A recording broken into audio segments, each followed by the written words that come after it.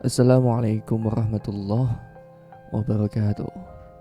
Jumpa lagi bareng Mimin di channel Bocah Indigo. Seperti biasanya pada kesempatan ini Mimin akan membagikan sebuah kisah. Kisah ini merupakan kisah lanjutan dari bagian yang kemarin yang berjudul Bawa Kembali Darahmu. Cerita ini ditulis oleh Alin Ambarwati. Namun sebelum kita lanjut ke inti ceritanya, alangkah lebih baik jika kita berdoa bersama-sama terlebih dahulu. Al-Fatihah. Bismillahirrahmanirrahim. Alhamdulillahirabbil alamin. Rahmanirrahim maliki yaumiddin. Iyyaka na'budu wa iyyaka nasta'in. Ihdinas siratal mustaqim. Siratal ladzina an'amta 'alaihim ghairil maghdubi 'alaihim waladdallin. Amin. Semoga kita semua senantiasa berada dalam lindungan Allah Subhanahu wa taala. Amin. Amin ya rabbal alamin. Tanpa perlu berlama-lama lagi, langsung saja kita ke inti ceritanya. Rani terus mengatakan kalimat-kalimat yang membuat kami semua merasa semakin khawatir. Aku ingin mandi di Ranu Kombolo. Aku ingin menemuinya, ucap Rani. Menemui siapa? Tanya aku. Menemui itu perempuan yang akan menyelamatkanku, ucap Rani. Kamu pasti selamat. Tidak perlu harus pergi ke danau itu, ucapku. Aku harus pergi sekarang, ucap Rani. Aku kemudian menahan Rani yang hampir berlari menuju danau Ranu Kombolo. Aku dan Rudi benar-benar kewalahan. Ini Sena sama Ahmad lama banget sih. Gak mudah sih emang cari orang yang bisa menyembuhkan persoalan kayak gini, ucap Rudi. Tapi Rani ini gimana? Ucapku bingung. Kita harus tahan terus supaya gak pergi, ucap Rudi. Anehnya kekuatan Rani benar-benar berbeda. Seperti sebelumnya, ia sangat kuat, bahkan ia pun bisa melepaskan pegangan Rudi dan peganganku. Ia kemudian berlari menuju danau Ranu Kombolo. Sesaat sebelum ia menjatuhkan diri ke danau, Sena dan Ahmad pun datang tepat waktu bersama dengan seorang pendaki. Pendaki tersebut terlihat sudah berumur sekitar 40 tahun. Sontak ia pun langsung meneriaki Rani dari kejauhan. Berhenti, ucap pendaki itu. Pendaki itu bernama Anam, seorang pendaki yang berasal dari Banten dan mampu mengobati hal-hal yang bersinggungan langsung dengan makhluk halus. Rani pun berhenti dan menengok ke arah Bapak Anam. Wajah merah pun terlihat dengan jelas dari diri Rani. Jangan ikut campur, ucap Rani tegas. Saya tahu kamu sedang menguasai tubuh gadis ini, namun tidak sepantasnya kamu menjerumuskan gadis ini ke dalam hal buruk yang dibangun olehmu, ucap Pak Anam. Siapapun yang menghalangi saya akan celaka, ucap Rani. Pak Anam pun meminta kami semua untuk memegang tangan Rani agar ia tidak masuk ke dalam danau. Meskipun penuh dengan perlawanan, namun kami berempat berhasil menahannya untuk masuk ke dalam danau. Tarik dan bawa dia ke tenda, perintah Pak Anam pada kami. Kami pun kemudian membawa Rani untuk masuk ke dalam tenda. Saat itu Pak Anam tidak langsung menghampiri kami ke tenda, melainkan ia mendekat ke arah danau dan mengambil air danau untuk dimasukkannya ke dalam botol. Setelah selesai, ia kemudian mendekat ke arah kami. Kalian akan celaka, teriak Rani. Rani, istighfaran, ucapku terus menerus. Kalian akan celaka, ucap Rani. Dia terus mengulang-ulang kalimat yang sama. Hal itu tentu membuat kami sangat takut. Apa yang harus kami lakukan, Pak? Tanyaku pada Pak Anam. Kalian harus tenang, baca ayat-ayat yang kalian kuasai, dan terus sebut nama teman kalian, ucap Pak Anam. Aku dan yang lain pun kemudian mengikuti arahan Pak Anam untuk terus membaca ayat-ayat Al-Quran yang kami kuasai. Meskipun kondisi saat ini sangatlah sulit, namun kami berusaha semampu kami untuk terus mendoakan Rani agar ia segera pulih dan kembali bersama kami. Pak Anam pun kemudian melancarkan tugasnya untuk menyembuhkan Rani. Kejadian ini benar-benar mendadak dan membuat kami semua ketakutan. Kami khawatir Rani akan celaka. Aku benar-benar mengkhawatirkan Rani. Aku dan yang lainnya hanya bisa memandangi Rani yang sedang diobati oleh Pak Anam. Menyembuhkan Rani bukanlah hal mudah, tutur Pak Anam. Ia harus mengerahkan semua tenaga dan kemampuannya untuk bisa mengembalikan Rani ke dalam tubuhnya. Pak Anam terus-menerus meminta kami untuk tidak berhenti melantunkan ayat suci Al-Quran untuk membantunya mengembalikan Rani. Aku pun mendengar percakapan antara Pak Anam dengan makhluk yang merasuki tubuh Rani. Mereka saling melempar ucapan yang justru membuat aku dan yang lainnya makin khawatir. "Kembalikan anak ini," ucap Pak Anam. "Dia milikku," ucap makhluk yang merasuk ke tubuh Rani. "Dia bukan milikmu. Tempatmu bukan di tubuhnya," ucap Pak Anam. "Darah manis," ucap makhluk itu. Setelah mendengar kalimat itu, Pak Anam pun lantas memandang ke arah kami. Seperti sedang keheranan, ia pun kemudian menanyakan pada kami tentang Rani. "Apa teman kalian ini sedang datang bulan?" tanya Pak Anam. "Bener Pak, kebetulan baru-baru hari pertama dia datang bulan," ucapku. "Kenapa kalian gak bicara sejak awal?" tanya Pak Anam. "Memangnya kondisi Rani saat ini ada kaitannya Pak dengan datang bulan yang sedang dialaminya?" tanyaku. Makhluk di sini sangat suka dengan manusia yang ceroboh. Mendaki dalam kondisi sedang datang bulan adalah sebuah kesalahan, sehingga tak heran jika saat ini temanmu mengalami hal buruk seperti sekarang ini, ucap Pak Anam. Kami semua kaget. Nyatanya, perihal datang bulan terus memunculkan malapetaka dalam pendakian kami yang belum selesai. Aku dan yang lain pun saling memandangi satu sama lain. Kami benar-benar bingung dengan apa yang harus dilakukan. Kalau kami tahu dampak buruknya akan melebar seperti ini, tentu kami sejak awal akan menarik Rani untuk turun, meskipun dia sangat enggan untuk menuruti ucapan kami. "Lalu apa yang harus kami lakukan, Pak?" tanya aku berharap adanya keajaiban. "Saya akan tetap bantu untuk menyadarkannya, namun dampak dari kejadian ini saya tidak bisa menjamin apapun. Intinya saat ini, teman kalian harus segera sadar dan kalian segera turun, sebab sepertinya sedari awal penghuni Semeru terutama Ranu Kombolo ini sudah mengintai teman kalian," ucap Pak Anam. "Kami akan mengikuti semua arahan Bapak," ucapku. Pak Anam pun kemudian melanjutkan untuk menyadarkan Rani. Saat Pak Anam melancarkan aksinya, tiba-tiba angin kencang berhembus menerpa tenda kami, hingga hal itu menyulitkan Pak Anam dalam menyadarkan Rani. "Ini tidak akan mudah," ucap Pak Anam. "Kami percaya dengan Bapak," ucapku. Kami semua pun terus mengencangkan bacaan kami untuk membantu Pak Anam. Di bawah hembusan angin yang berhembus tanpa adanya henti, Pak Anam terus mencoba menyadarkan Rani. "Jika kalian terus memaksaku untuk menyerahkan anak ini, maka dia akan mati," ucap makhluk itu. "Tak ada yang binasa di sini selain iblis laknat sepertimu," ucap Pak Anam. "Kamu akan kalah," ucap makhluk itu. "Saya tidak akan kalah," ucap Pak Anam. Pak Anam kemudian membacakan sebuah ayat Al-Quran, dan karenanya makhluk yang ada di diri Rani pun seperti sedang kesakitan. "Panas, panas," ucap makhluk itu. "Pergi," ucap Pak Anam. Sesaat setelah makhluk itu mengalami kesakitan, tiba-tiba saja Rani terdiam tanpa adanya perlawanan. Kami kemudian berpikir bahwa Pak Anam telah berhasil mengobati Rani, dan saat ini ia sudah kembali ke dalam pelukan kami. "Gimana Pak? Rani kembalikah?" tanyaku spontan. "Kita tunggu beberapa saat hingga benar-benar sadar," ucap Pak Anam. "Maafkan kami Pak," ucapku. "Seharusnya jika dari awal ada temannya sedang datang bulan, lebih baik kalian urungkan niat kalian untuk ke Semeru, agar hal buruk tidak datang ke pendakian kalian.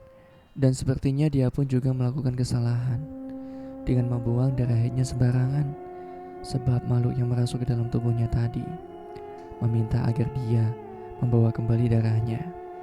Kalau teman kalian ingin teman kalian pulih seutuhnya, lebih baik ambil kembali darah itu sebelum semuanya benar-benar terlambat, ucap Pak Anam. Setelah mendengar ucapan Pak Anam, aku pun teringat bahwa Rani sempat abai dengan perbuatannya. Ia sempat membuang pembalut darah haidnya, padahal aku sudah mencegahnya untuk melakukan hal itu. Namun ia tidak mengindahkan ucapanku. Jika harus mencari kembali apa yang sudah hilang ataupun terbuang rasanya sangat sulit. Namun aku akan berusaha untuk mengingat kembali detik di mana Rani membuang darah haid miliknya itu. Kamu tahu di mana Rani membuangnya, nak? Tanya Rudi. Kalau nggak salah sih, di jalur pendakian menuju pos 1 atau pos 2. Kita harus mencarinya selepas ini, ucapku. Dan kamu harus benar-benar ingat lokasinya, nak, supaya kita bisa mudah untuk menemukan titik lokasinya, ucap Rudi. Kalau nggak ketemu gimana? Tanya Sena. Maka ia harus segera disembuhkan oleh orang yang tepat, ucap Pak Anam.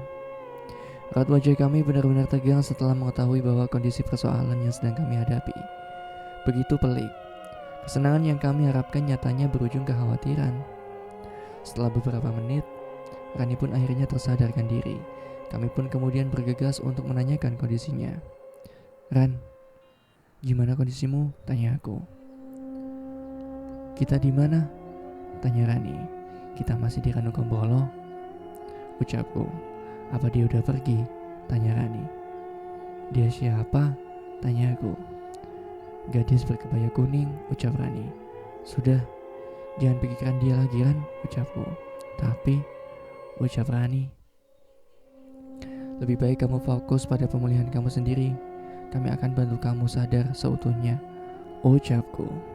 Aku pun kemudian memberikan mineral pada Rani agar dia perlahan-lahan bisa pulih dan tidak terus-menerus mengingat sosok berkebaya kuning yang ada di ingatannya itu. Aku ingin dia lekas sadar seutuhnya. Rani pun mengambil air mineral yang aku berikan dan bergegas untuk meminumnya. Kondisinya masih setengah sadar, namun ia terlihat berusaha untuk memulihkan kondisinya itu. Kalian baik-baik aja? Tanya Rani. Kami sangat baik, Ran. Kamu yang tidak baik-baik aja, ucapku. Aku baik-baik aja kok, ucap Rani. Yaudah, lebih baik kamu rehat lebih dulu. Setelah ini kita akan turun. Aku tidak akan turun, ucap Rani. Aku pun tidak menggubris ucapan Rani yang menurutku sangat-sangat ngelantur. Aku ingin Rani lekas istirahat supaya kami semua bisa segera turun ke bawah. Aku tidak ingin terus berlama-lama di sini. Aku tidak ingin hal buruk kembali terjadi di antara kami. Kami pun kemudian beristirahat dalam tenda. Rani ditemani Sena dan Ahmad dalam tenda, khawatir sewaktu-waktu Rani akan mengalami kondisi serupa. Sementara aku dan Rudi pun mencoba berbincang dengan Pak Anam di depan tenda. Apa Rani akan kembali mengalami hal serupa, Pak? Tanya aku. Saya tidak bisa memastikan apakah hal itu akan terulang lagi atau tidak. Yang pasti, jika kalian ingin selamat, lebih baik kalian segera turun, ucap Pak Anam. Apa tidak bahaya, Pak, jika kita turun di waktu yang sudah petang kayak gini? Tidak apa-apa. Yang penting kalian bisa segera lepas dari jeratan Semeru, karena kondisinya sudah sangat sulit menurut saya, ucap Pak Anam. Mungkin kita tunggu Rani sadar terlebih dahulu, setelahnya kita akan segera turun, ucap Rudi. Terima kasih banyak udah bantu kami, Pak, ucapku. Tidak masalah, sudah sepantasnya kita saling tolong-menolong, ucap Pak Anam. Setelahnya Pak Anam pun meminta izin pada kami untuk kembali ke kelompoknya. Kami benar-benar sangat terbantu dengan keberadaan Pak Anam, terlebih lagi perannya dalam menyembuhkan Rani. Kami pun saling berpamitan dengan Pak Anam. Sebelum Pak Anam benar-benar pergi, ia lebih dulu menitip pesan pada kami. Jangan sampai semuanya terlambat, ucap Pak Anam. Siapa? Ucap kami semua. Kami berharap kami tidak terlambat dan kami bisa masih menyelamatkan Rani dan membawanya kembali ke keluarganya seperti sebelumnya. Kami tak ingin Rani kembali dalam kondisi yang tidak baik-baik saja. Setelahnya kami pun saling bergantian menjaga Rani. Sementara di depan tenda, aku memilih untuk berbincang lebih dulu dengan Rudi untuk membicarakan niat kami turun sesegera mungkin. Apa lebih baik kita bawa paksa Rani? Tanyaku. Tunggu dia sadar. Jika tidak, maka membawanya turun akan sangat merepotkan, ucap Rudy. Tapi kita harus pasang target waktu agar semuanya tidak terlambat, ucapku. Kita pasti gak akan terlambat, ucap Rudy. Kamu yakin? Tanyaku. Kita harus yakin, nak, ucap Rudy. Setelahnya kami berempat pun memutuskan untuk beristirahat terlebih dahulu. Dengan memejamkan mata kami sejenak, sebab rasa lelah tidak mampu kami hindarkan. Kami benar-benar lelah. Saat kami terbangun dan saat itu kondisi langit masih sangat gelap, kami tidak mendapati Rani berada dalam tenda. Dan hal itu tentu membuat kami kaget. Loh, Rani kemana? Tanyaku kaget. Bukannya tadi ada di dalam tenda? Tanya Rudy. Rani gak ada di tenda. Ayo, segera cari, ucapku. Kami pun kemudian berpencar untuk mencari Rani di sekitar Ranu Kombolo. Rasanya kami tidur tidak begitu lama. Namun kenapa Rani sekarang tiba-tiba menghilang? Kemana perginya Rani? Kami terus mencari keberadaan Rani ke setiap sudut danau Ranu Kombolo. Kami mencari selama beberapa saat namun tak kunjung ketemu. Ran, kamu di mana Ran? Teriakku. Aku benar-benar khawatir akan celaka dan mengalami nasib buruk, sementara kami terlambat untuk menyelamatkannya lebih dini. Terlebih lagi sebelumnya Pak Anam sudah memberikan peringatan pada kami agar kami tidak terlambat. Setelah mencari di setiap sudut danau, akhirnya kami menemukan Rani sedang mengapung di danau Ranu Kombolo. Hei, bukankah itu Rani? Ucapku kaget. Ketiga temanku pun langsung mendekat ke arahku untuk memastikan bahwa sosok yang mengapung itu adalah sosok Rani atau bukan. Rudy sebagai leader pun langsung turun ke danau dan menarik tubuh Rani yang mengapung itu.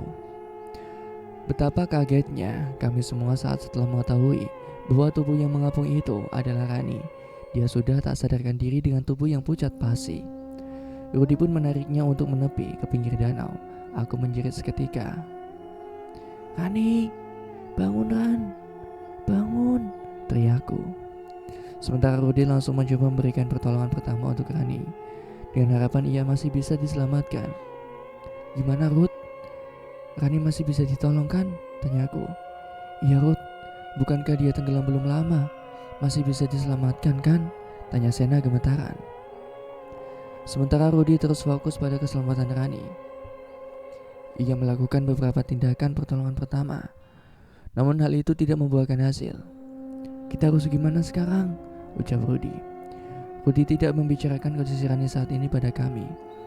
Namun dari raut wajahnya terlihat jelas bahwa Rani benar-benar sedang dalam kondisi buruk. Rudy pun langsung menggendong Rani di punggungnya, dan kami semua pun langsung bergegas untuk turun. Kami hanya membawa ransel seadanya, bahkan tidak sempat kami rapikan. Hanya kami paksa masuk ke dalam ransel, dan kami pun mulai melakukan perjalanan turun dari Ranu Kombolo. Ruth, Rani baik-baik aja kan? Namun Rudy tidak menjawab pertanyaanku. Kami hanya berjalan tepat di belakang Rudy dengan langkah kaki yang begitu cepat, seperti sedang berlari. Aku tidak melihat adanya tanda-tanda kehidupan dalam diri Rani. Namun, jika memang Rani tidak selamat, bukankah seharusnya Rudy memberitahukannya kepada kami segera mungkin? Dalam waktu yang begitu singkat, kami pun akhirnya sampai di pos 3. Di sana Rudy tiba-tiba berhenti dan kemudian meletakkan Rani di atas tanah. Maafkan aku teman-teman. Aku harus segera mungkin membawa Rani dari danau itu sebelum tubuhnya hilang. Rani tidak selamat, ucap Rudy sembari meneteskan air mata. Bak petir di siang bolong, kami benar-benar kaget dengan ucapan Rudy tentang Rani yang tidak selamat.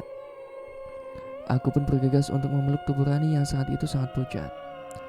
Ran, bangun Ran. Bukankah kita mau pergi ke puncak Mahameru bersama? Ucapku. Apa yang sebenarnya terjadi, Ruth? Rudy pun kemudian menceritakan apa yang dilihatnya saat ia mencoba menarik Rani dari Ranu Kombolo.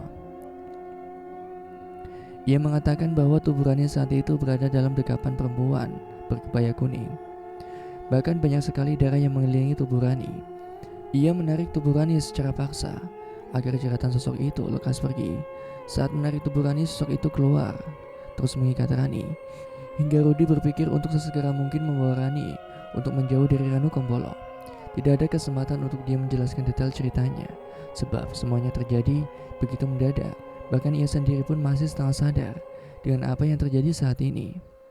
Setelah mengetahui cerita Rudi, tangis pun kami pecah, membersamai jasad Rani yang sudah tidak lagi bernyawa. Kami memutuskan untuk membawa tubuh Rani sendiri tanpa bantuan Ranger Semeru. Kami tidak ingin lagi Rani berada di Semeru dalam waktu yang lama. Rani harus segera turun. Kejadian ini benar-benar membuatku sangat terpukul. Kami berangkat berlima dalam kondisi bernyawa. Namun, kami hanya bisa kembali dengan 4 nyawa saja. Jika aku tahu Rani akan berakhir tragis, maka aku tidak akan mengajaknya mendaki ke Semeru bersama. Penyesalan memang datangnya sangat-sangat terlambat, dan aku sangat trauma dengan kejadian naas ini. Kami pun turun dari Semeru dengan air mata yang tidak mampu lagi kami bendung. Kini cerita tragis Semeru menjadi hal pelik dalam hidupku. Aku benar-benar sangat terpukul. Tenanglah di surga, Rani, ucapku dalam hati. Dan cerita pun selesai. Demikianlah kisah yang dapat saya sampaikan. Semoga dari kisah ini bisa diambil pelajaran untuk kita semua. Amin ya rabbal alamin. Oh iya, bagi teman-teman yang belum subscribe, silakan bisa tekan tombol subscribe terlebih dahulu. Dan jangan lupa aktifkan lonceng notifikasinya agar tak ketinggalan video-video terbaru dari kami. Terima kasih, semoga bermanfaat. Wallahul muwaffiq ila aqwamit thoriq. Wassalamualaikum warahmatullahi wabarakatuh.